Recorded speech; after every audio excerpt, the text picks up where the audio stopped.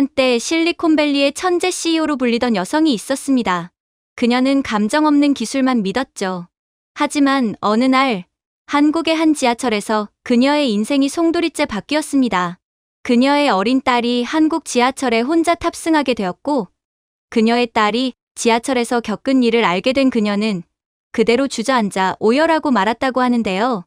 결국 그녀는 회사를 버리고 한국에 남기로 결심합니다.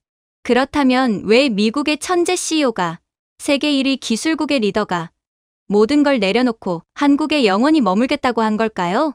안녕하세요. 제 이름은 에블린 카터라고 합니다. 저는 캘리포니아에 본사를 둔 로봇, AI 기업 헬릭스 다이내믹스의 CEO로 일하고 있어요. 사람들은 저를 선구자, 비전 있는 리더, 미래의 상징이라 부릅니다. 하지만 집에 돌아와 텅 빈 의자를 바라볼 때면 그 모든 호칭은 아무 의미가 없습니다. 그곳은 남편이 앉던 자리였지요. 그는 해군 공학자였고 6년 전 사고로 세상을 떠났습니다. 그 이후로 저는 생각하는 기계는 만들었지만 살아있는 삶은 만들지 못했습니다. 6살 난 제 딸 소피는 한때 모든 일에 웃음을 터뜨리던 아이였지만 이제는 웃는 것조차 조심스러워합니다. 지난달 소피는 유난히 조용한 얼굴로 학교에서 돌아왔습니다. 엄마, 아이가 말했어요. 왜 친구들이 우리 가족은 진짜 가족이 아니라고 말하는 거죠? 저는 놀라며 물었습니다. 그게 무슨 말이니? 소피는 고개를 숙였습니다. 아빠가 데리러 오는 게 맞는데 우리는 엄마가 오잖아요. 그리고 애들이 엄마는 일만 한다고 했어요. 그 말을 듣는 순간 가슴이 먹먹했습니다. 이 나라에서 여성은 회사를 이끌 수 있지만 놀이터의 잣대에서는 여전히 낙제점이었죠. 미국은 여자아이들에게 꿈을 크게 가지라고 가르치지만 어른이 된 후엔 그 대가를 치르게 만듭니다. 그날 밤 불을 끄고 창밖의 도시불빛을 바라보았습니다. 창문에 비친 제 모습은 사람이라기보다 기계 같았어요. 샌프란시스코의 스카이라인은 에너지로 가득했지만 이상하리만큼 차갑고 피곤했습니다. 저는 조용히 중얼거렸습니다. 이게 진보라면 왜 이렇게 외로운 걸까?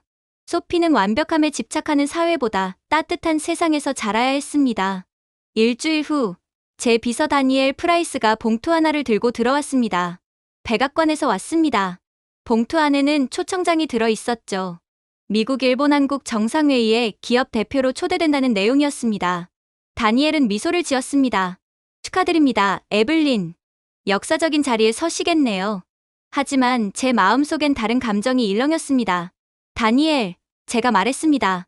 이젠 세상을 다른 시선으로 봐야 할 때예요. 그는 고개를 갸웃했습니다.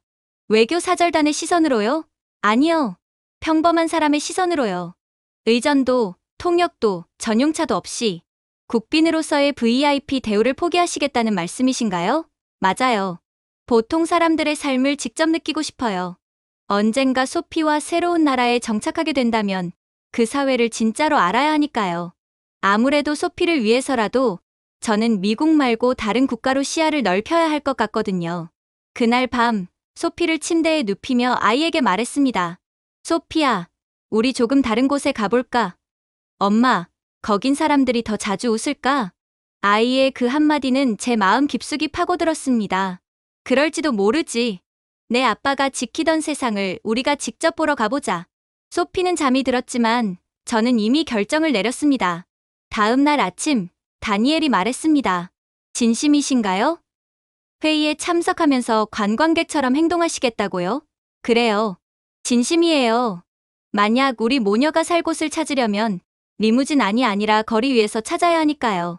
그리고 한국과 일본은 치안이 가장 좋기로 유명한 국가잖아요. 아무런 경우 인력 없이도 충분히 안전할 거예요.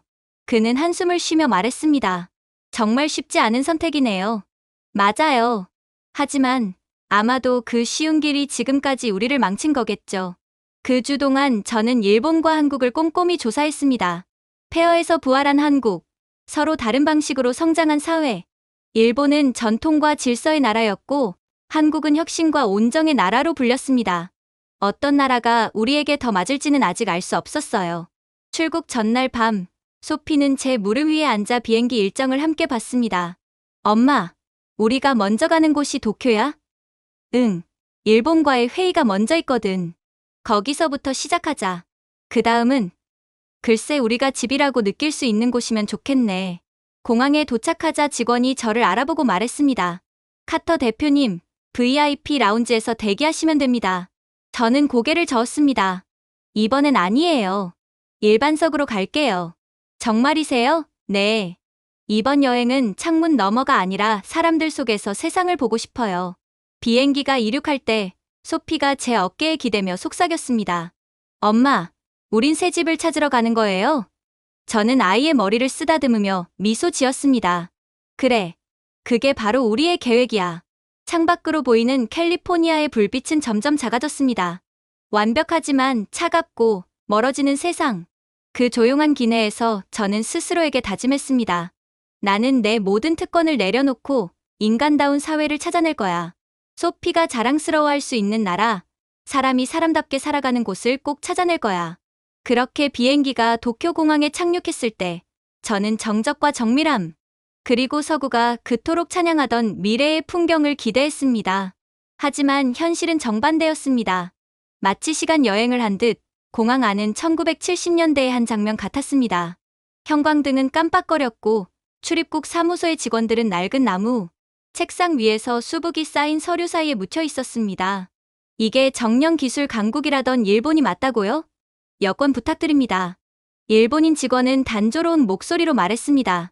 여권을 건네자 그는 볼펜을 꺼내 두꺼운 장부에 제 정보를 하나하나 손으로 적기 시작했습니다. 스캐너도 컴퓨터도 전산 시스템도 없었습니다. 오직 펜과 종이뿐이었죠. 옆에 서 있던 소피는 천장에 전등을 새기 시작했습니다. 엄마, 97개요. 그게 뭐니? 우리가 기다릴 동안 전등 개수를 세어봤어요. 너무 오래 기다려서 할 게 없었거든요. 그 말에 피식 웃음이 나왔습니다. 이미 2시간이 넘게 지나 있었으니까요. 저는 일본인 직원에게 전자 입국 심사 라인은 없나요? 라고 물었습니다. 그는 눈을 껌뻑이며 대답했습니다. 아니요. 기계는 실수예요. 사람이 더 정확합니다. 그 말에 그는 자로 도장의 위치를 재더니 여권 위에 꾹 찍었습니다. 잉크가 번지자 그는 한숨을 쉬며 다시 찍었죠. 뒤에서는 아기가 울고 앞에서는 시간이 멈춘 듯 했습니다. 정말로 저는 마치 30년 전으로 돌아간 듯한 느낌마저 들었죠. 수화물 찾는 곳에서는 2명의 노인이 돋보기를 들고 진표를 하나하나 확인하고 있더군요. 저는 다니엘에게 속삭였습니다. 여긴 1975년에 멈춘 걸까요? 그는 피식 웃으며 말했습니다. 역사를 너무 잘 보존한 것 같네요. 잃어버린 30년은 그들이 자조적으로 하는 말인 줄 알았는데 여기 와보니 일본인들은 정말로 30년은 뒤처진 것 같아요. 공항을 나서자 차가운 공기가 온몸을 감쌌습니다. 흰 장갑을 낀 택시 기사가 깊게 허리를 숙였습니다. 그의 예의는 완벽했지만 어딘가 기계적이었죠. 차에 타자 저는 휴대폰으로 호텔 주소를 보여주었습니다. 당연히 저는 그가 내비게이션에 호텔 주소를 입력할 거라고 생각했죠. 그러나 그는 고개를 저으며 커다란 종이 지도를 꺼냈습니다. 지도는 운전석을 거의 덮을 만큼 컸죠. GPS는 안 쓰시나요? 제가 물었습니다. 요즘 젊은 사람들은 기계를 너무 믿어요. 지도는 더 안전합니다. 소피가 킥킥 웃었습니다. 엄마, 우리 박물관에 온 것 같아요. 저는 웃을 수도 없었습니다. 상황이 너무 비현실적이었거든요. 여긴 아프리카의 작은 국가가 아니라 한때 아시아의 기술 허브라고 불렸던 일본이었기 때문입니다. 아무튼 그는 길을 한번 잘못 들자 핸들을 치며 짜증을 냈습니다. 제가 휴대폰으로 길을 알려주려 하자 그는 얼굴이 붉어진 채 손을 내저었습니다. 괜찮아요. 제가 기억으로 찾을 수 있어요. 우리는 20분 동안 같은 거리를 빙빙 돌았습니다. 요금은 계속 오르고 있었죠. 마침내 호텔에 도착하자 그는 얼굴을 굳힌 채 말했습니다. 정말 죄송합니다. 지도가 오래됐어요. 그 사이에 길이 바뀌었네요. 다니엘이 작게 중얼거렸습니다. 이게 바로 일본식 발전이군요. 호텔 프런트에 도착하니 직원이 깊게 허리를 숙였습니다. 어서 오십시오, 카터 고객님. 여기에 서명해 주시기 바랍니다. 그녀가 내민 것은 손으로 작성해야 하는 종이 서류였습니다. 이름, 주소, 국적, 직업까지 전부 써야 했죠. 전자 체크인은 없나요? 제가 묻자 그녀는 친절한 미소를 지었지만 답변은 절망적이었습니다. 손글씨가 더 진심을 담습니다. 그녀는 부서를 핑계로 5장의 같은 서류를 요구했습니다. 제가 영어로 말하자 직원들의 미소가 굳었습니다. 그들은 서로 눈치를 보며 아무 말도 못하다가 결국 한 명이 머리를 숙이며 말했죠. 죄송합니다. 영어는 잘 못합니다. 그들의 태도는 소통의 부재가 아니라 그저 굴복에 가까웠습니다. 국제 호텔에서 직원이 영어를 못하는 경우는 처음 보기도 했죠. 아무튼 밤이 되어 근처 편의점에 물을 사러 나갔습니다. 계산대 앞에는 젊은 아르바이트생이 서 있었고 그의 뒤에는 관리자 한 명이 서 있었습니다. 관리자가 고함을 질렀습니다. 아무래도 스캔을 빨리 하라는 뜻인 것 같았어요. 스캐너가 한번 잘못 울리자 관리자는 버럭 소리쳤습니다. 쓸모없군. 수기로 계산하세요. 저는 다니엘이 정말로 정확한 일본어를 통역해준 게 맞나 싶어 귀를 의심했어요. 아무튼 소녀는 허리를 숙이며 떨리는 손으로 가격을 하나하나 입력했습니다. 괜찮아요. 그는 잘하고 있어요. 너무 윽박지르지 마세요. 제가 영어로 말했습니다. 순간 두 사람의 얼굴이 굳었습니다. 관리자는 바로 얼굴을 바꾸더니 굽실거리며 말했습니다. 오, 영어권 외국 손님이셨군요. 죄송합니다. 그는 연신 허리를 숙였지만 제가 떠난 뒤에는 다시 고함을 질렀습니다. 약자에게는 잔인하고 강자에게는 굴종적인 모습이 그대로 드러났죠. 호텔로 돌아오니 소피가 침대 위에서 인형을 꼭 껴안고 있었습니다. 엄마, 여긴 사람들이 자주 인사하지만 웃지는 않아요. 겉으로는 착한 것 같지만 속은 전혀 아니에요. 동심을 가진 어린 아이인 소피는 일본인의 본질을 꿰뚫고 있었어요. 겉은 예의 바르지만 속은 전혀 다른 음습한 면모 말입니다. 그래서 저는 아이의 머리를 쓰다듬으며 대답했어요. 그래. 아마 그들은 웃는 법을 잊은 걸지도 몰라. 커튼을 열자 도쿄의 네온 사인이 방 안을 붉게 물들였습니다.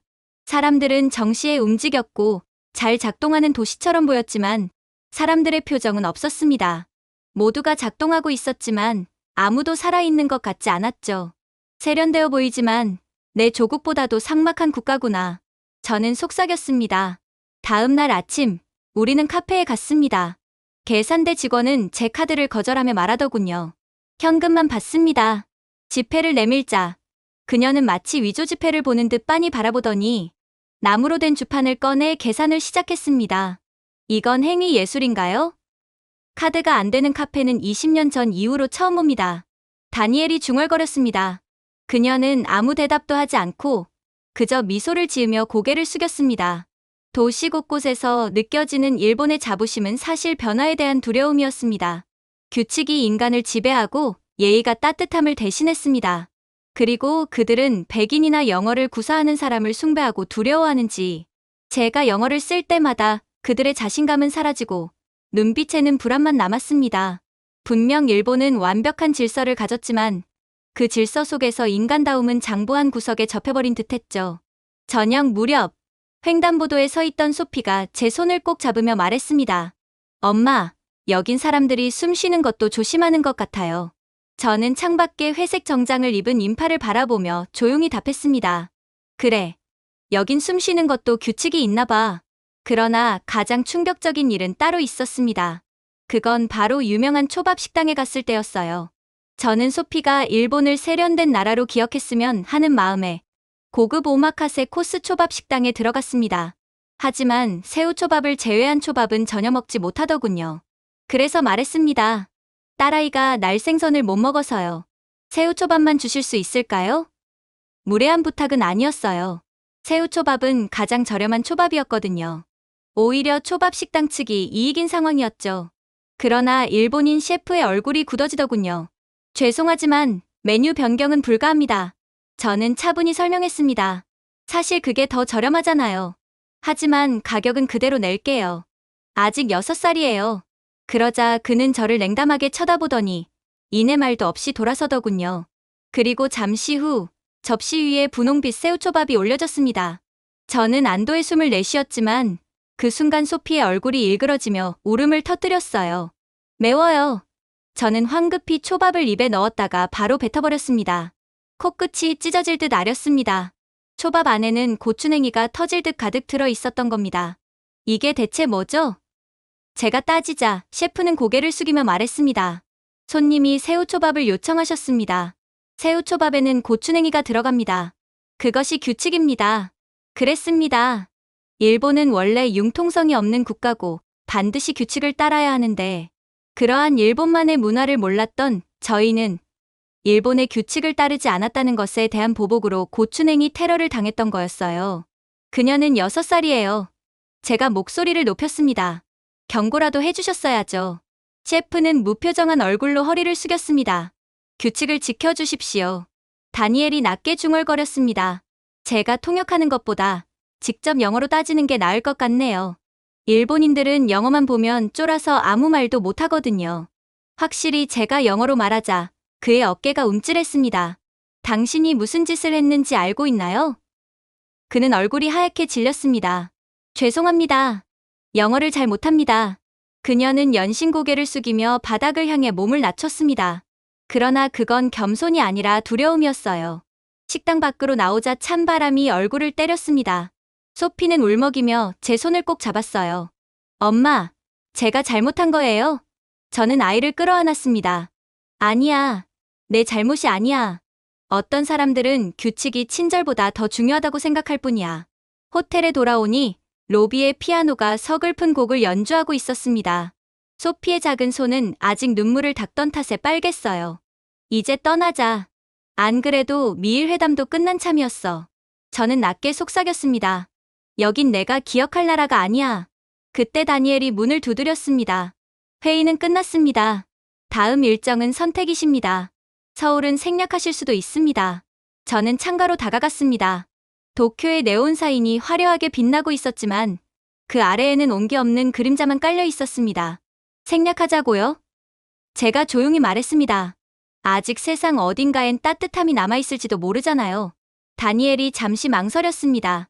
한국은 다를 거라 생각하시나요? 모르겠어요. 제가 창밖을 바라보며 답했습니다.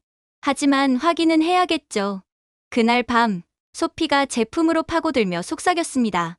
엄마, 우리 내일 집에 가요? 저는 아이의 이마에 입을 맞추며 대답했습니다. 그래, 우리 집에 가는 거야. 하지만 제 마음속엔 집이 어디인지 확신이 없었습니다. 자정 무렵, 저는 다시 창가에 앉았습니다. 아래로 보이는 도시는 완벽하게 정리되어 있었습니다.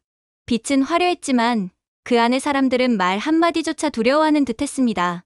웃음 대신 고개를 숙이고 배려 대신 사과만 반복하는 사람들. 하지만 한국은 다를 거라고 믿고 싶었습니다. 소피가 졸린 눈으로 제 어깨에 기대며 묻더군요. 엄마, 이제 어디 가요?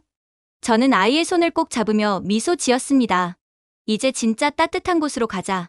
새벽 3시 7분, 인천공항에 도착했을 때 공기는 전혀 달랐습니다.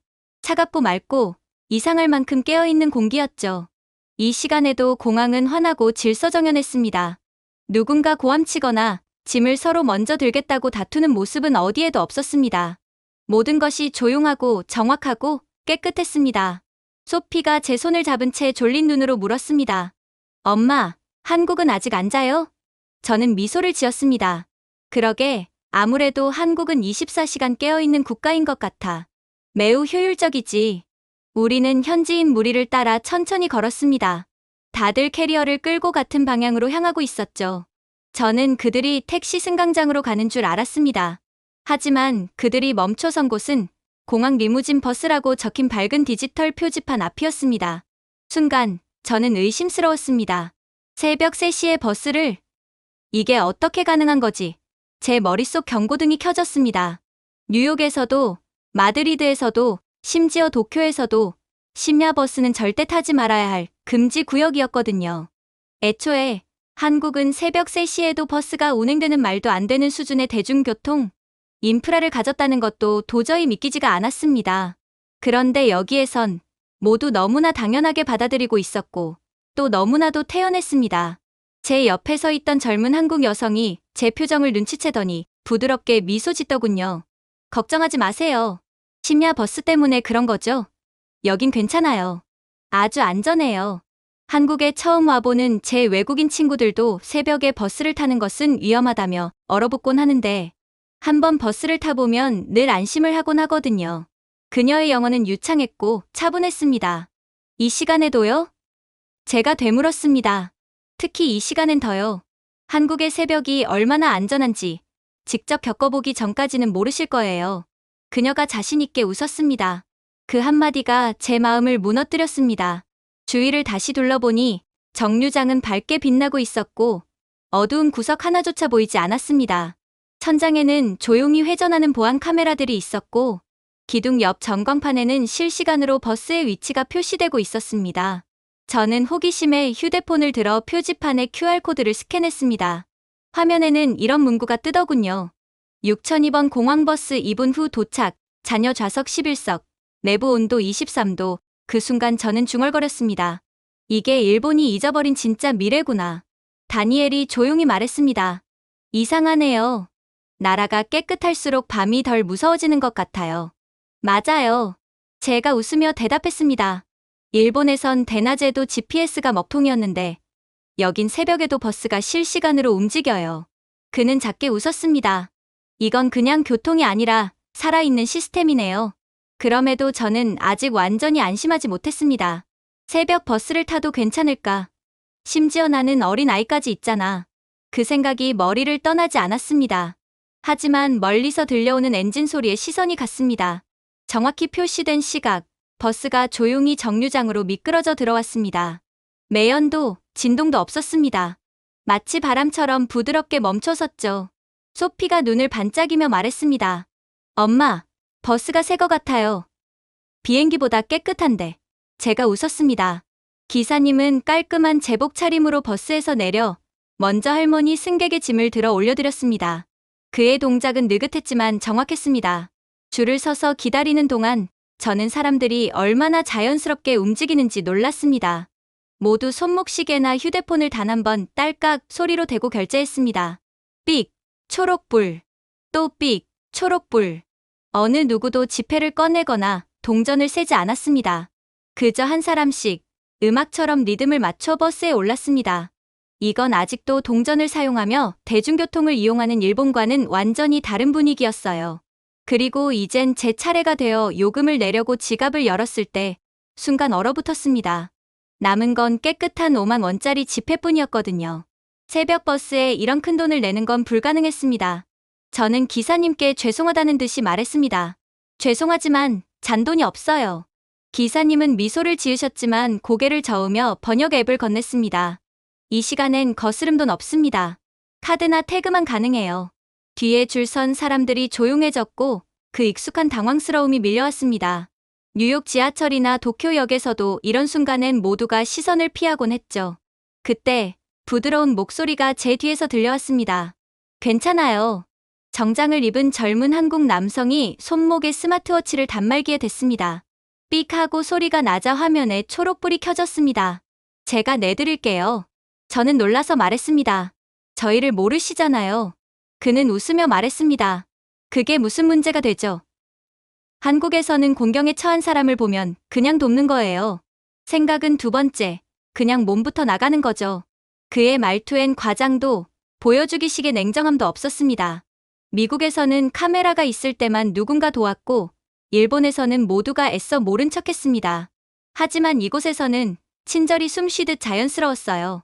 진심이에요. 반드시 갚을게요. 제가 말하자 그는 손을 내저었습니다. 괜찮아요. 한국의 첫날이니까 좋은 기억으로 남기세요.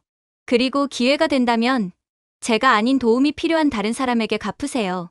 저 또한 누군가에게 비슷한 도움을 받은 적이 있고 그건 모든 한국인들이 똑같을 거예요.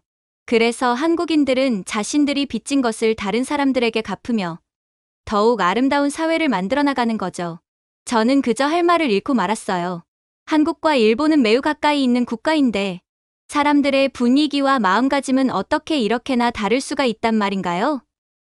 그렇게 우리는 창가 자리에 앉았습니다. 버스는 부드럽게 움직이며 고요한 도시를 스쳐갔습니다. 소피가 제 어깨에 기대 속삭였어요. 엄마, 그 아저씨가 우리 대신 내줬어요? 그래, 소피. 그냥 그렇게 했어. 미국에서는 절대로 일어날 수 없는 일이 한국에서의 첫날 일어난 거야. 몇 분이 지나고 저는 휴대폰의 지도 앱을 확인했습니다. 그런데 노선이 이상했습니다. 잠깐만요 하면 속버스 아이콘이 처음과 다른 경로로 움직이고 있었습니다. 길이 바뀌었어요. 제가 당황하자 다니엘이 말했습니다. 지름길 아닐까요? 제 심장은 빠르게 뛰었습니다. 미국에서라면 새벽에 노선이 바뀌는 건 좋지 않은 신호였습니다. 버스 납치나 강도 같은 사건이 흔했으니까요. 저는 아까 이야기를 나눴던 뒷자리의 여성에게 외쳤습니다. 실례합니다. 버스가 다른 길로 가고 있어요. 우리 모두 하차해야 한다고요. 그러자 그녀는 저를 보고 미소 지을 뿐이더군요. AI가 경로를 바꾼 거예요. 어쩌면 우리의 경로가 공사 중이겠죠. 그녀는 대시보드의 작은 화면을 가리켰습니다. 화면에는 도로 폐쇄 구간이 자동으로 표시되어 있었고 시스템이 이미 우회 경로를 계산해 두었더군요. 이 시스템은 항상 가장 안전한 길로 갑니다. 저는 안도의 한숨을 내쉬며 자리에 앉았습니다.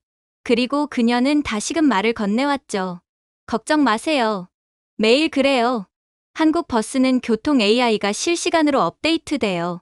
가장 효율적인 경로로 안내하죠. 그래서 서울은 면적 대비 차량 대수가 세계에서 가장 많은 수준이지만 교통 혼잡도는 그에 비해 가장 낮은 수준이죠.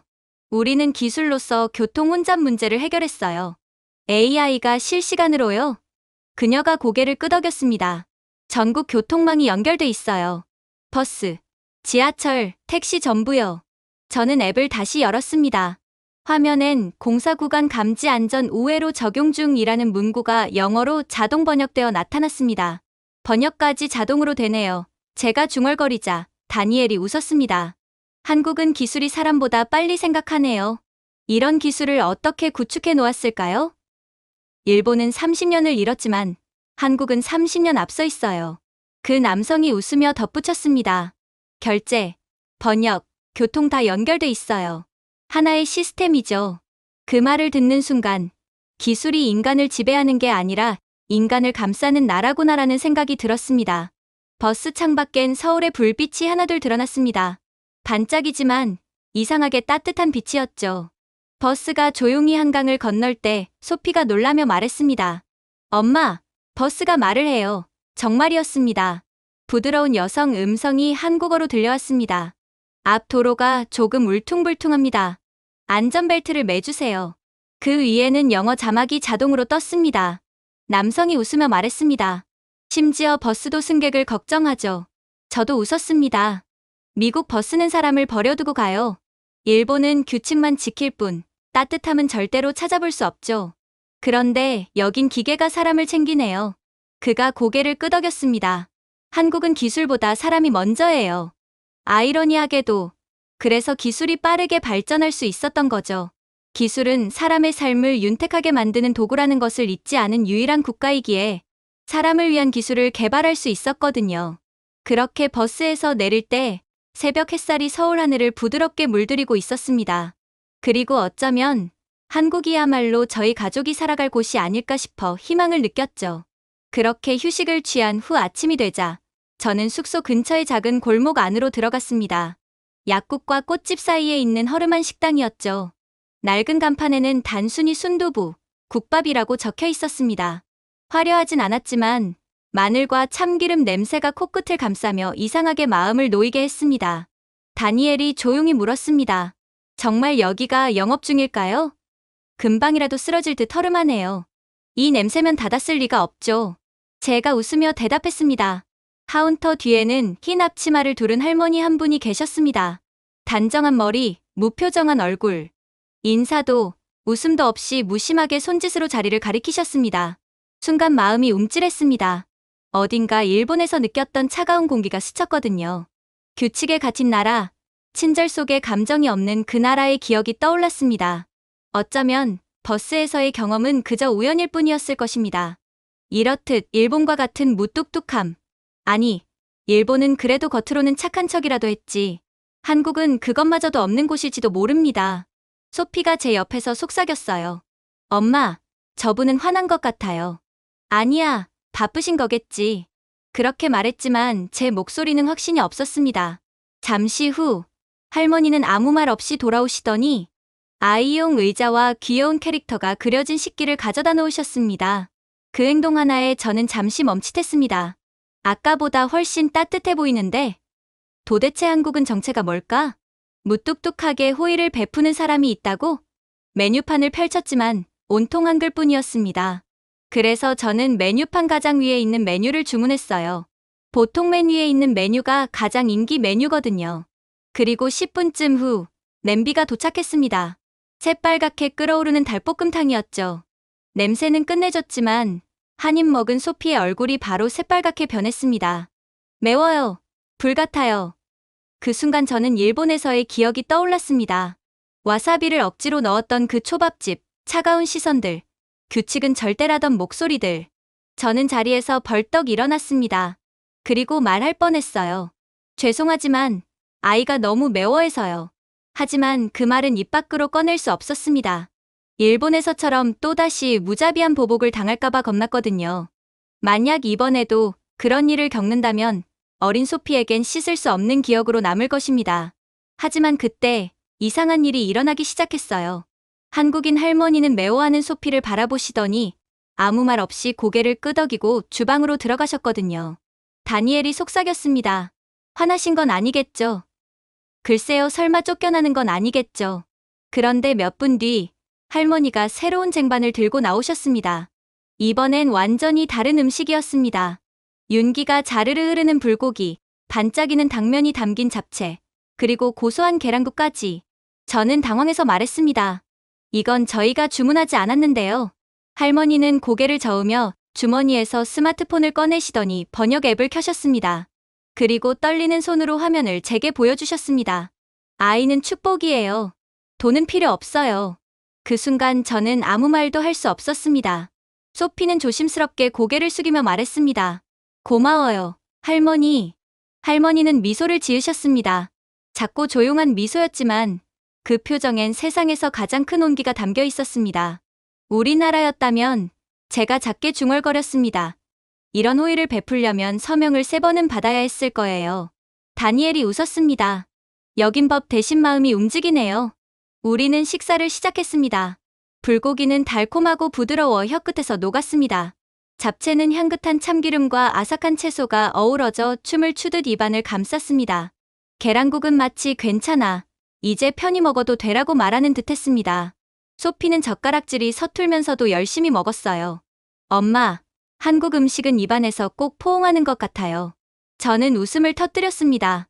그 표현, 정말 괜찮네. 잠시 후, 할머니는 또 한 번 등장하셨습니다. 이번에는 김가루와 계란이 올려진 작은 밥그릇을 들고 계셨습니다. 먹어. 할머니가 조심스레 영어로 말씀하셨습니다. 소피가 허리를 숙이며 말했습니다. 감사합니다. 할머니는 순간 놀라더니 웃음을 터뜨리셨습니다. 아이고, 한국말도 하네. 그분의 웃음은 식당 전체를 환하게 밝혔습니다. 그리고 그때 알았습니다. 할머니가 무뚝뚝했던 이유는 영어를 못하셨기에 외국인 손님은 저희를 어떻게 응대해야 할지 몰랐기 때문이었던 것입니다. 그렇게 식사가 끝나고 저는 지갑을 꺼냈습니다. 하지만 영수증에는 그저 닭볶음탕 하나만의 가격만이 청구되어 있더군요. 정말로요. 꼭 돈을 내야 해요. 하지만 할머니는 손을 내저으며 앱을 다시 켜셨습니다. 사랑으로 먹었다면 이미 계산 끝난 거예요. 한국에서는 아이에게 들어가는 음식은 절대 아끼지 않아요. 만약 제가 여기서 돈을 더 받았다간 저는 한국인으로서 부끄러운 사람이 되고 맙니다. 저는 눈물이 고였습니다. 일본에서는 도움을 요청하기가 무서웠어요. 미국에서는 친절도 영수증이 필요했죠. 그런데 여긴 저는 조용히 주변을 둘러봤습니다. 여긴 그저 따뜻하네요. 밖으로 나가려는 우리에게 할머니는 작은 귤 봉지를 내밀었습니다. 아가 먹어요. 소피는 웃으며 말했습니다. 엄마, 진짜 친할머니 같아요.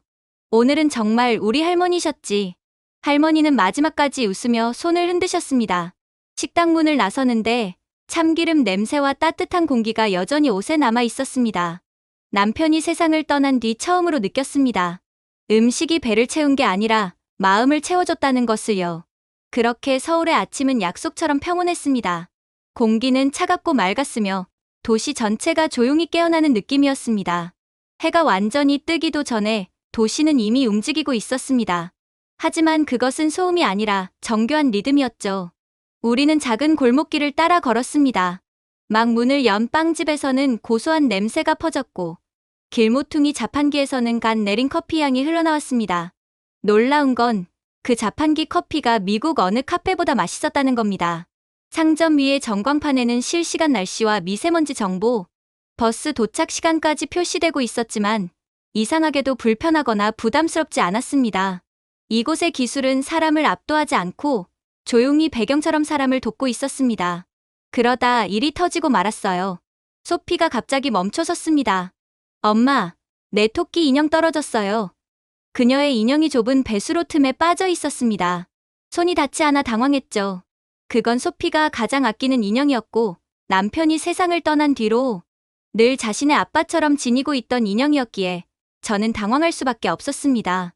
괜찮아, 방법을 찾아보자. 그때 배달복을 입은 젊은 남성이 다가왔습니다.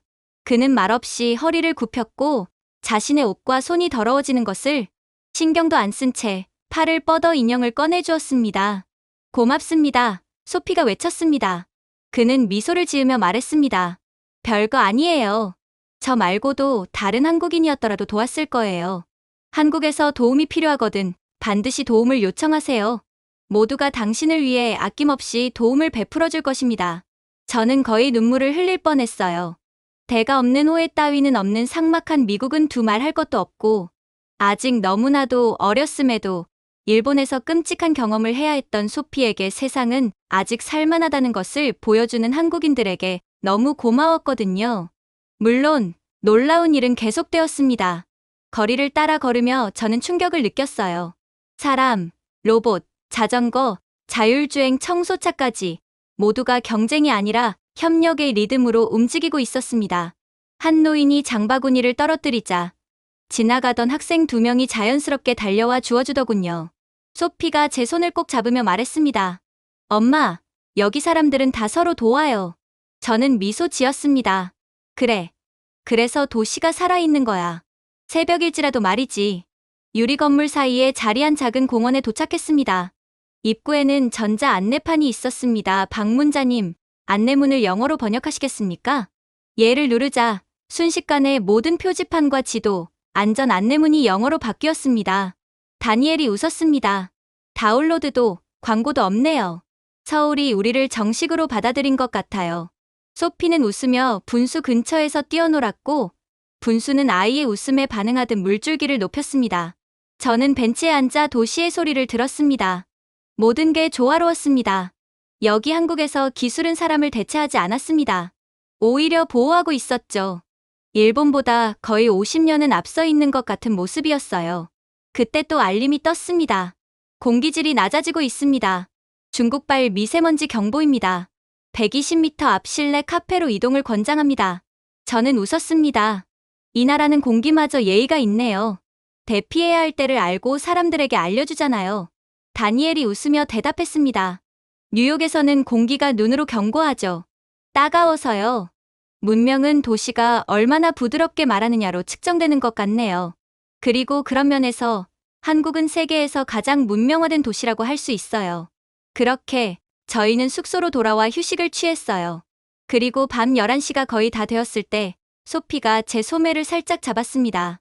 엄마, 아이스크림 먹고 싶어요. 그 목소리는 작았지만 단호했습니다. 이미 제 패배가 예정된 말투였죠. 소피의 애절한 표정을 볼 때면 저는 늘 패배하며 그녀의 부탁을 들어주곤 했거든요. 그래도 지금은 아니었어요. 지금은 밤 11시였거든요. 저는 창밖을 바라보며 한숨을 쉬었습니다. 서울의 스카이라인은 여전히 반짝이고 있었고 도시의 불빛은 마치 아직 깨어있다고 말하는 듯 했습니다. 이 시간엔 너무 늦었어. 제가 말했습니다. 미국에서는 지금 나간다는 건 상상도 못하겠는걸. 소피는 순진하게 대답했습니다. 하지만 엄마가 그랬잖아요. 한국은 안전하다고. 그 말에 저는 잠시 망설였습니다. 사실이었거든요. 저는 한국에 온 뒤로 그 말을 계속 되뇌고 있었습니다. 절반은 감탄으로, 절반은 아직 믿기지 않아서요. 좋아. 제가 미소 지으며 말했습니다. 이번 한 번만이야. 사실 그건 소피를 위해서만은 아니었어요. 저는 이 나라가 정말로 제가 미국에서 이룬 모든 것을 포기하고 올 수 있을 정도로 완벽한 국가인지를 경험해보고 싶었거든요. 그렇게 호텔 로비를 지나칠 때 다니엘이 피식 웃었습니다. 이 밤중에 아이스크림이요? 용감하신데요. 이건 실험이에요. 제가 말했습니다. 문화 탐구를 위한 실험이죠. 한국이 이것마저 통과한다면 저는 정말 미국에서 이뤄낸 모든 것을 버릴 준비가 되어 있어요. 밖으로 나가자 저는 놀라움을 감출 수 없었습니다. 거리는 여전히 밝았지만 눈부시지 않았습니다. 마치 누군가 비친 사람을 안심시켜야 한다는 걸 알고 설계한 것 같았습니다. 몇 미터마다 파란색 안전 비상벨 표지판이 있었고 스피커에서는 부드러운 목소리가 흘러나왔습니다. 도움이 필요하시면 버튼을 누르세요. 이곳의 밤은 어둠의 것이 아니었습니다. 미국에서는 해가 짐과 동시에 모든 도시의 거리에서는 각종 불법 약물과 총격전이 펼쳐지지만 한국에서는 평범한 사람들이 밤을 지배하고 있었어요. 좁은 골목으로 들어서자 벽면이 갑자기 밝아졌습니다. 스마트 조명이 저희 발걸음을 감지해 자동으로 켜진 것이었습니다. 엄마, 불이 우리 따라와요. 소피가 웃으며 말하자 제가 대답했습니다. 따라오는 게 아니라 지켜주는 거야. 한국이 우리를 지켜주는 거지. 마침내 자정이 넘었지만 거리는 여전히 살아 있었습니다.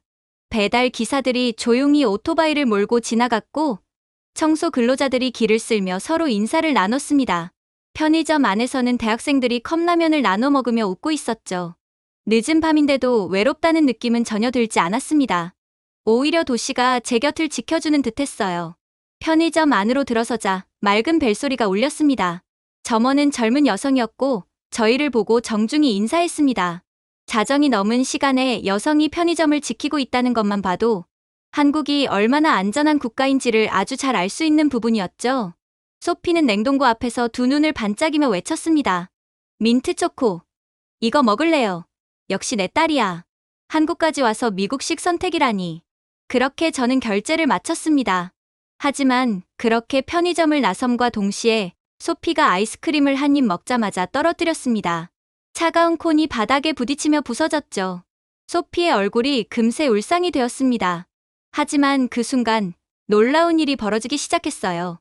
근처에 있던 배달 기사가 오토바이를 세우더니 다가왔습니다. 그는 그저 기다리라고 말한 뒤 편의점에 들어가 똑같은 아이스크림을 구매해서 소피에게 건네줬어요. 제가 놀라며 말했습니다. 아니, 괜찮아요.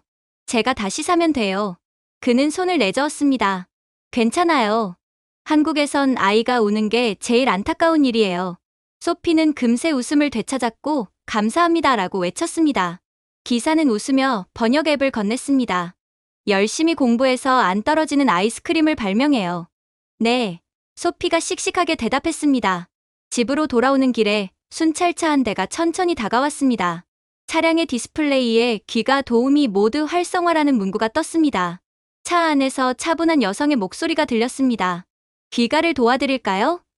순간 저는 긴장했습니다. 미국에서 경찰차는 늘 불안의 상징이었으니까요. 괜찮아요. 감사합니다. 제가 말하자 그 목소리는 부드럽게 대답했습니다. 알겠습니다. 조심히 귀가하세요. 가로등이 길을 밝혀드릴 거예요. 그리고 정말로 그 순간 앞길의 가로등들이 하나둘 밝아지며 우리를 비추었습니다. 소피가 제 손을 꼭 잡았습니다. 엄마, 불빛이 우리한테 인사하네요. 저는 미소를 지었습니다. 그래. 여긴 그런 나라야. 사람을 밝히는 나라. 호텔에 도착했을 땐 소피는 제 품에서 잠들어 있었습니다.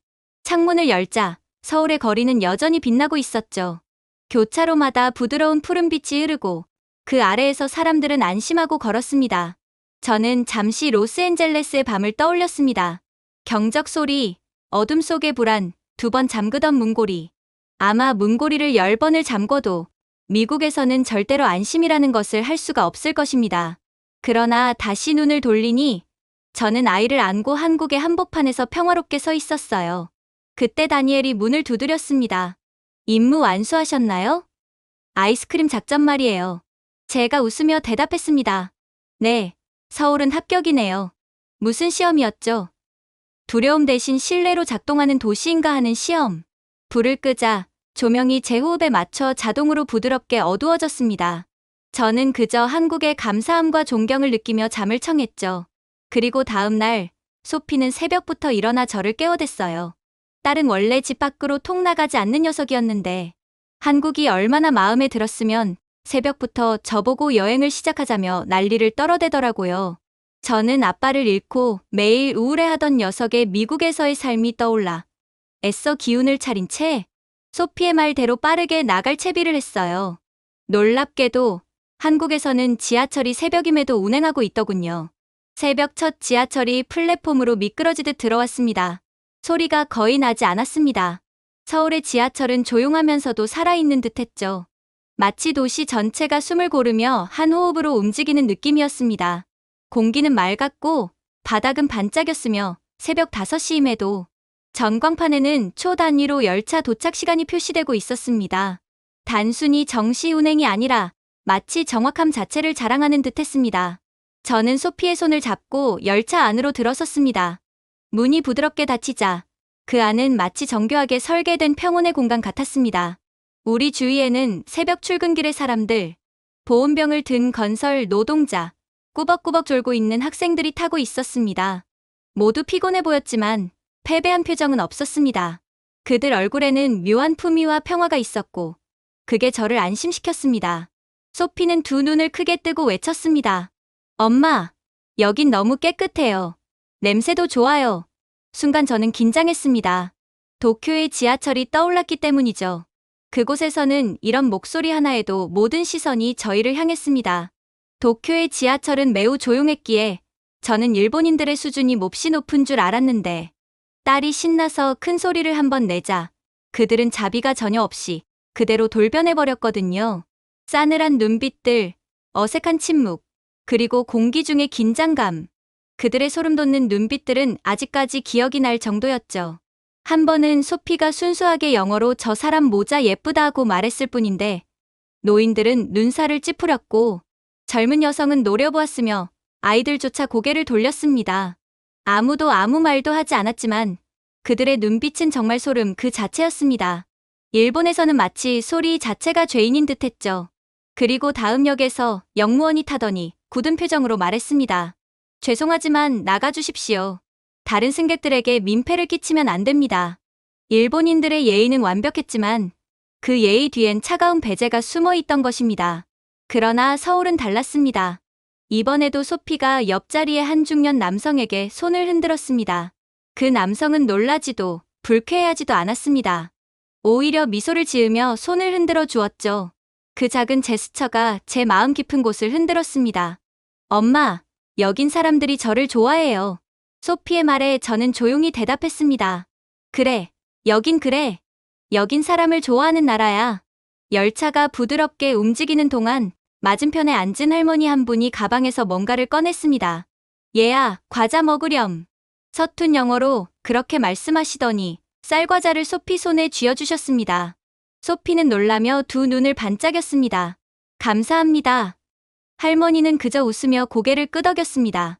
그리고 열차가 터널을 지나던 중 소피가 콧노래를 부르기 시작했습니다. 그녀는 지금 이런 상황 자체가 너무 기쁜 듯했죠. 하지만 저는 또다시 긴장했습니다. 이러면 눈총받지 않을까 하는 불안이 올라왔죠. 하지만 놀랍게도 옆자리 남성이 미소를 지으며 작은 소리로 함께 흥얼거렸습니다. 그리고 둘은 금세 웃음이 터졌습니다. 주변 승객 중 한 대학생은 이어폰을 빼고 박수를 쳤습니다. 저는 그 모습을 보고 눈가가 뜨거워졌습니다. 우리나라에서는 이런 일 절대 없어요. 미국 지하철은 목적지로 가는 수단일 뿐이지만 여긴 사람을 잇는 공간인 것 같았어요. 그때 소피가 창밖을 가리켰습니다. 엄마, 저거 뭐예요? 창 옆 화면엔 실시간 노선 지도가 표시되고 있었습니다. 앞뒤 열차의 위치까지 정확히 보여주고 있었죠. 이걸 어떻게 하는 걸까? 정확함이야. 제가 말했습니다. 그리고 세심함. 아마 이런 기술을 구현하는 데는 센서 수만 개쯤 더 있어야 했겠지만 아직 어린 소피에게 그런 것까지 가르쳐주고 싶진 않았어요. 그때 맞은편에서 아기를 안은 엄마가 자리 정리를 하려 하자 남자 둘이 즉시 일어나 유모차를 접어주었고 한 아주머니가 자연스럽게 아기를 받아 안았습니다. 그야말로 아무도 시키지 않았는데 모두가 움직였습니다. 소피가 속삭였어요. 엄마, 한국인들은 낯선 사람도 도와줘요. 마치 당연하다는 듯이요. 미국에서는 친구한테도 저렇게는 안 하잖아요. 그래, 여기선 그게 당연한 일이야. 그런데 문득 저는 뭔가 궁금해지기 시작했습니다. 물론 이 열차에는 일부 학생들과 젊은 사람들이 탑승해 있긴 했지만 도대체 왜 대부분의 사람들은 중장년층의 남녀일까요? 그리고 그들은 대체 이 새벽 시간에 어디로 향하는 걸까요? 그들의 옷에는 세제를 막 헹군 듯한 냄새와 새벽 공기가 섞여 있었고, 손에는 낡은 도시락 가방, 오래된 장갑, 그리고 묵묵한 책임감이 들려있는 것을 보니 아무래도 그들은 새벽에 일터로 향하는 것일 수도 있을 거라 생각되었어요. 그리고 얼마간 이들의 정체에 대해 찾아보니 저는 거의 눈물이 핑 돌 뻔했습니다. 소피도 궁금했는지 제 어깨에 기대며 속삭이더군요. 엄마, 왜 이렇게 많은 할머니, 할아버지들이 이 시간에 깨어 있어요? 저는 미소 지으며 대답했습니다. 소피야, 이분들이 바로 이 나라를 세운 분들이란다. 그리고 아직도 지키고 계셔. 제 맞은편엔 노인 한 분이 앉아 안경김을 닫고 계셨습니다. 그의 작업복엔 서울시 환경미화과라고 적혀 있었죠. 매일 이렇게 새벽마다 일하시나요? 제가 물었습니다. 그는 미소를 지으며 번역 앱을 건넸습니다. 그럼요. 1979년부터 하루도 안 빼고요. 도시는 스스로 깨끗해지지 않잖아요. 그 말투에는 피곤함이 아닌 자부심이 묻어 있었습니다. 옆에서 소피가 중얼거렸어요. 우리나라 같았으면 이 나이에 다들 은퇴하고 맥주나 마시고 있었을 거예요. 그 말에 노인은 웃음을 터뜨리며 들으셨습니다. 나도 한번 은퇴해봤지. 근데 며칠 만에 다시 나왔어. 일하는 게 살아있다는 증거야. 그리고는 조금 낮은 목소리로 덧붙이셨습니다. 우리 젊었을 땐 이 나라에 정말 아무것도 없었어. 지금 거리를 쓸 때마다 생각하지. 우리가 맨손으로 만든 보석을 닦고 있다고. 우리는 한국을 부유하게 만들었고 이 나이가 되어서도 계속해서 조국의 보탬이 되고 있는 거야. 그러니 늘 자부심 있게 살 수 있지. 그 말이 제 마음을 강하게 울렸습니다. 열차가 계속 달리자 또 다른 노인들이 탑승했습니다. 청소부, 경비원, 시장 상인들, 배달 종사자들. 한 아주머니는 채소가 담긴 바구니를 들고 있었고 다른 분은 낡은 책모자를 썼습니다. 모두 표정이 다르지만 그들의 걸음엔 공통된 리듬이 있었습니다. 성실함과 자부심의 리듬이었습니다. 국가와 가족을 위해 희생하는 데서 나오는 자부심이었죠. 미국에서는 절대로 볼 수 없는 표정이었습니다. 소피가 수줍게 손을 흔들자 아주머니는 따뜻하게 웃으며 고개를 끄덕였습니다. 저분들은 다 이렇게 새벽부터 일하시나 봐요? 소피가 묻자 제가 대답했습니다. 대부분이 그래. 한국 전쟁 이후 아무것도 없던 시절부터 나라를 다시 세운 세대거든. 시스템도 안전망도 없던 때 오직 희망 하나로 버텼던 사람들이야. 그리고 지금도 조국을 위해 희생하는 거지. 소피에게 미소를 지어줬던 그분은 다음 역에서 내리며 소형 카트를 끌고 나갔습니다. 소형 카트에는 깔끔하게 포장된 반찬통이 들어 있었습니다. 아마 고객들에게 아침 도시락을 가져다 줄 모양이었습니다. 작고 약해 보였지만 그녀의 걸음은 단단했습니다. 열차 안을 둘러보니 피곤한 얼굴 속에도 이상한 평온함이 있었습니다. 이 사람들은 억지로 일하는 사람들이 아니라 나라를 폐허해서 일으킨 세대였습니다. 그리고 여전히 지켜내는 사람들이었죠. 창문에 비친 그들의 얼굴에는 세월의 흔적이 고스란히 남아 있었습니다. 그러나 그 주름 사이로는 미소가 깃들어 있었어요. 저는 혼잣말로 중얼거렸습니다. 이분들은 멈출 줄 모르는 엔진 같군. 하지만 그 엔진은 기름이 아니라 책임감으로 돌아가지. 다음 역에서 양복을 입은 젊은 남자가 일어나 한 노인에게 자리를 양보했습니다. 처음엔 사양하시던 노인이 괜찮다고 손사래를 치셨지만 젊은 남자는 웃으며 말했습니다. 저는 어르신 덕분에 이 자리까지 온 거예요. 그 말을 들은 노인은 허어 웃으시며 자리에 앉으셨습니다. 그 짧은 순간이 이상하게도 깊게 남았습니다. 형식적인 예절이 아니라 세대를 잇는 존중이었으니까요. 소피가 제 옆에서 물었습니다. 엄마, 일본에서는 아무도 말 안 했잖아요. 여긴 왜 다 웃고 이야기해요? 저는 부드럽게 대답했습니다. 이분들은 진짜 힘든 걸 겪어봤기 때문이야. 그래서 평화를 소중히 여기는 거야. 그리고 다른 세대의 상호 존중을 표하는 거지. 그러한 존중을 받기에 충분한 사람들이거든. 그리고 그 순간 깨달았죠. 이 도시의 불빛은 네온사인 때문이 아니라 멈추지 않는 그들의 손 때문에 계속 유지될 수 있다는 것을 말입니다. 기술이 한국의 도시의 하늘을 세웠다면 이분들의 손은 한국이라는 나라의 심장을 세웠습니다. 저는 다시금 속삭였어요. 이 나라가 이렇게 아름다운 이유는 기계가 아닌 사람의 희생이 그것을 움직이기 때문이야. 그렇게 서울에서의 한미 정상회담 날이 다가왔어요. 이번 회의는 제가 참석했던 그 어떤 회의와도 달랐습니다. 화려한 장식도, 꾸며진 미소도 없었습니다. 오직 진심이 느껴졌죠. 회의장 안의 공기마저 따뜻했습니다. 회의장에 들어서자 이재명 대통령과 도널드 트럼프 대통령이 나란히 앉아 있었습니다. 두 사람은 서로 다른 세계를 대표하고 있었지만 동시에 저를 유심히 바라보고 있었습니다. 제 앞에는 연설 원고가 놓여 있었지만 그 순간 저는 그것을 덮었습니다. 존경하는 각국 정상 여러분. 제 목소리는 차분했지만 제 마음은 진심으로 가득했습니다. 저는 사업가로 이 자리에 왔지만 이제는 한국의 기적을 믿는 사람으로 돌아갑니다. 회의장은 순간 정적에 잠겼습니다. 수년간 제 회사 헬릭스 다이내믹스는 인공지능을 통해 세상을 바꾸려 했습니다. 더 빠르고 더 정확하며 더 감정이 없는 기계를 만들기 위해 노력해왔죠. 하지만 한국에서 제가 본 혁신은 기술이 아니라 사람이었습니다. 트럼프 대통령이 팔짱을 낀 채 흥미롭게 미소를 지었습니다. 좋아요. 계속해보시오. 저는 그에게 시선을 고정한 채 부드럽게 말을 이었습니다. 서울에서 저는 효율성을 기대했습니다. 하지만 제가 본 것은 따뜻함이 설계된 시스템이었습니다. 교통 AI는 단순히 차의 흐름만이 아니라 사람의 안전을 예측하고 공공기술은 감시가 아닌 보호를 위해 작동하고 있었습니다. 지하철 안에서는 낯선 이들이 서로 미소를 나누었고 버스는 공사 구간을 알아서 피해갔으며 거리의 조명은 늦은 귀가자에게 길을 밝혀주고 있었습니다. 회의장 안은 고요했습니다. 기자들의 펜이 멈추고 통역기의 소리만이 희미하게 들렸습니다. 일본에서 제가 본 것은 정밀함이었습니다. 하지만 인간미는 없었습니다. 반면 한국은 기술과 마음이 공존했습니다. 그게 바로 제가 꿈꿔온 미래의 모습이었습니다. 트럼프 대통령이 웃으며 물었습니다. 그럼 한국이 일본을 이겼다는 말인가? 저는 고개를 저으며 대답했습니다. 아니요, 대통령님. 한국은 일본을 이긴 게 아니라 넘어섰습니다. 회의장에 잔잔한 웃음과 박수가 퍼졌고 이재명 대통령은 미소를 지었습니다. 저희 회사는 그동안 데이터를 투자 대상으로 봤습니다. 하지만 이제 저는 가치에 투자하려 합니다. 저는 숨을 고르고 이어 말했습니다.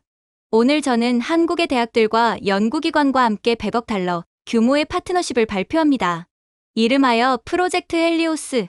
인공지능을 사회 인프라와 결합해 기술이 사람을 돕는 세상을 만드는 계획입니다. 트럼프 대통령이 팔짱을 푼 채 물었습니다. 왜 한국인가? 일본은 여전히 기술 강국이잖아. 저는 미소를 지으며 대답했습니다. 일본은 통제를 위해 기술을 만들지만 한국은 연결을 위해 기술을 만듭니다. 그리고 앞으로의 세상은 연결의 시대입니다. 이재명 대통령이 차분한 목소리로 물었습니다. 카터 대표님, 그 연결이란 것은 구체적으로 무엇을 의미합니까? 함께 성장하는 힘을 뜻합니다. 제가 대답했습니다. 한국의 엔지니어들은 협업 속에서 혁신을 만들어냅니다. 사회는 기술을 믿고 사람들은 서로를 신뢰합니다. 한국은 단지 발전한 나라가 아니라 감정을 이해하는 나라입니다. 그게 바로 지속 가능한 기술의 토대입니다. 트럼프 대통령이 농담하듯 말했습니다. 그럼 결국 한국의 친절함에 미국 돈을 맡기겠다는 거군요. 저는 웃으며 답했습니다. 친절이 아닙니다. 회복력입니다. 한국은 위기 때마다 무너지는 대신 다시 일어섭니다. 전쟁 후에도, 경제 위기 후에도, 그리고 경쟁 속에서도 늘 더 강해졌습니다. 헬릭스 다이내믹스가 필요한 DNA는 바로 그겁니다. 회의장은 박수로 가득 찼습니다. 기자들은 분주히 메모했고 몇몇 외교관들은 조용히 고개를 끄덕였습니다. 누군가 중얼거렸습니다. 미국 CEO가 감동을 투자로 바꾸다. 저는 미소 지으며 덧붙였습니다. 어제 새벽, 저는 지하철에서 일하는 어르신들을 봤습니다. 그들은 느리지만 자부심으로 움직였습니다. 저는 그들의 손에서 진정한 혁신을 보았습니다. 기술이 아닌 헌신이 이 나라를 세운 것입니다. 한국의 성공은 설계된 것이 아니라 쌓아 올려진 것입니다. 이재명 대통령이 고개를 끄덕이며 말씀하셨습니다. 감사합니다. 신뢰는 곧 책임이기도 하지요. 저는 고개를 숙이며 대답했습니다. 대통령님, 이것은 신뢰를 넘어 인정입니다. 한국은 이미 세계에서 가장 똑똑한 도시를 만들었습니다. 이제는 세계에서 가장 따뜻한 네트워크를 함께 만들어가고 싶습니다. 한국에서 한국인들과 함께요. 회의장 전체가 일어나 박수를 쳤습니다. 트럼프 대통령이 제게 다가와 말했습니다. 당신답네요, 카터. 언론이 아주 좋아하겠어. 그럴지도 모르죠. 제가 웃으며 답했습니다. 하지만 이런 이야기는 꼭 세상이 들어야 하니까요. 그가 묻습니다. 그럼 일본에는 투자 안 하나요? 저는 단호하게 대답했습니다. 아니요. 일본의 시스템은 훌륭하지만 영혼이 없습니다. 이제 그런 나라는 경쟁력이 없어요.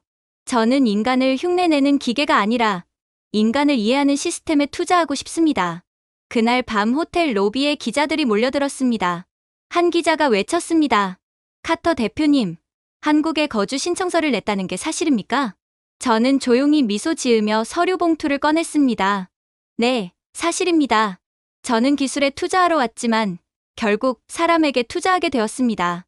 객실로 돌아오자 소피가 잠들어 있었습니다. 그녀의 손에는 한국 길거리 상점에서 산 작은 인형이 들려 있었습니다. 그 모습을 보며 저는 처음으로 CEO가 아니라 엄마로서 미소를 지었습니다.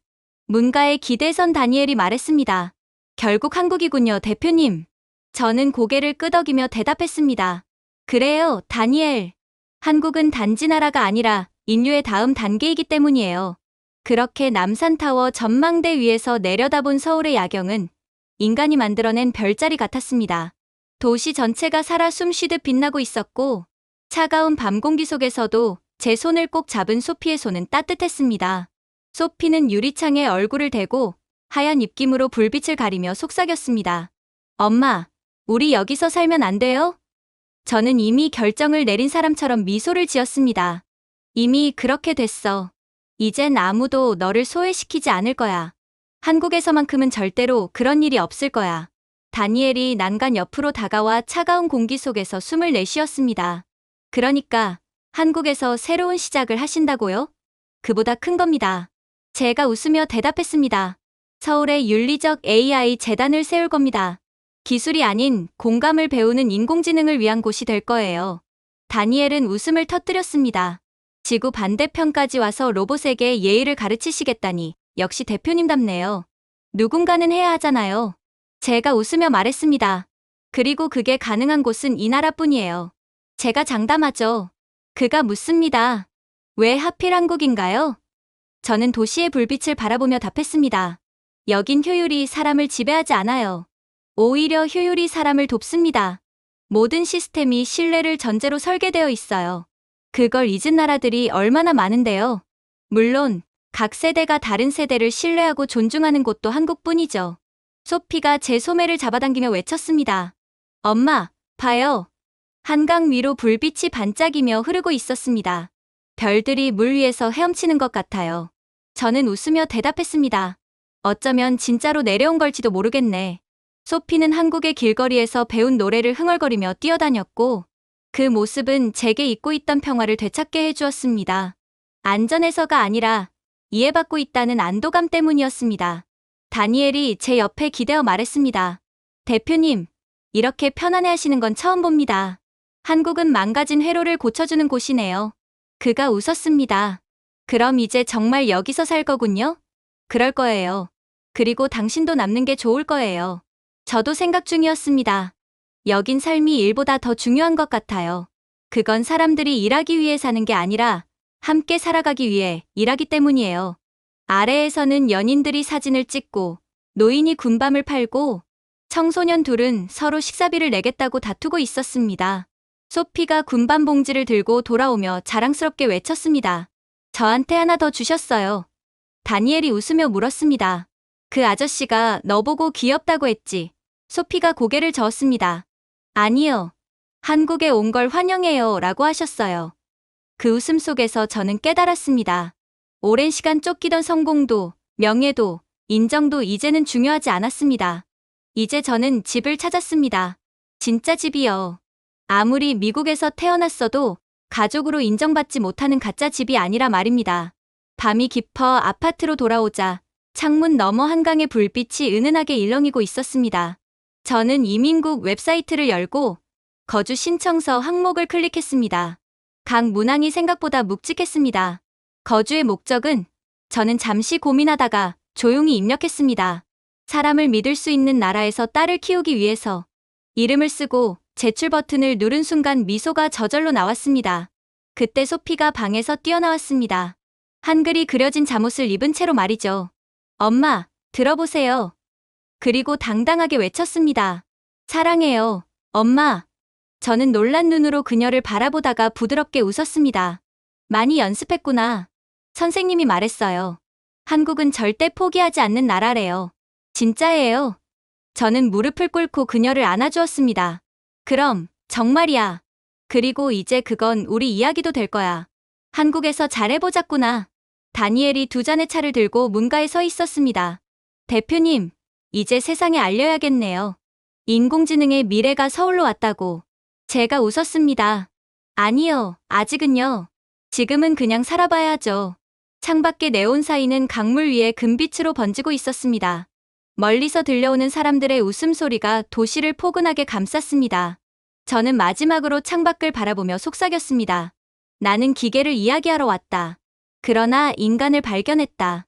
그리고 정말로 제 인생에서 처음으로 그 말을 진심으로 느꼈습니다. 제가 준비해온 내용은 여기까지입니다. 끝까지 시청해주셔서 진심으로 감사드리며 여러분들의 구독과 좋아요, 알림 설정은 영상 제작에 큰 힘이 됩니다. 이상 세모튜브였습니다.